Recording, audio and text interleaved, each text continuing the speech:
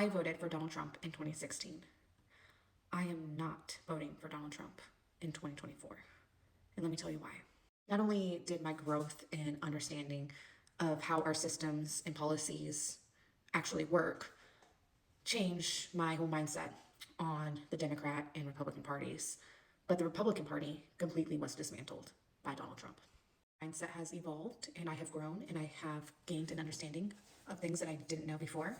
And I also was raised in the Republican Party, a party that is now shattered, a party that I do not belong to and probably will never belong to again.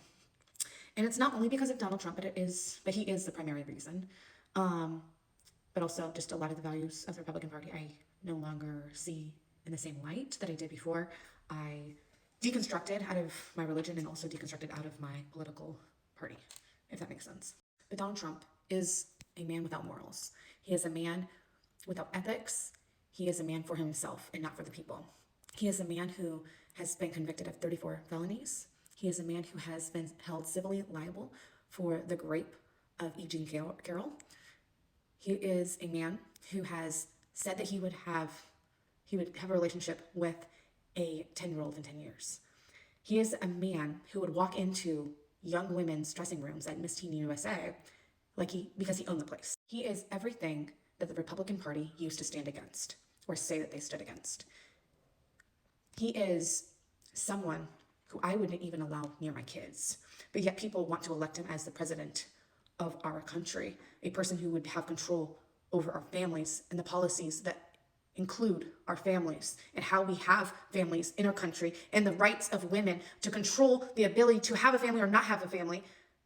He would be in charge. And people want to elect someone who holds no value towards women. And people want to elect him. I voted for Donald Trump in 2016. I have learned, I have grown, and I have changed my mind. You can do the same. When you go to that voting booth, that is a secret space.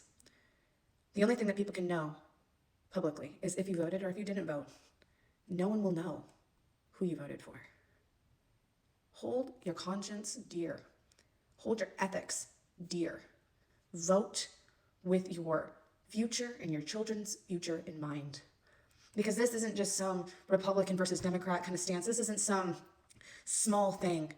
Project 2025 is scary.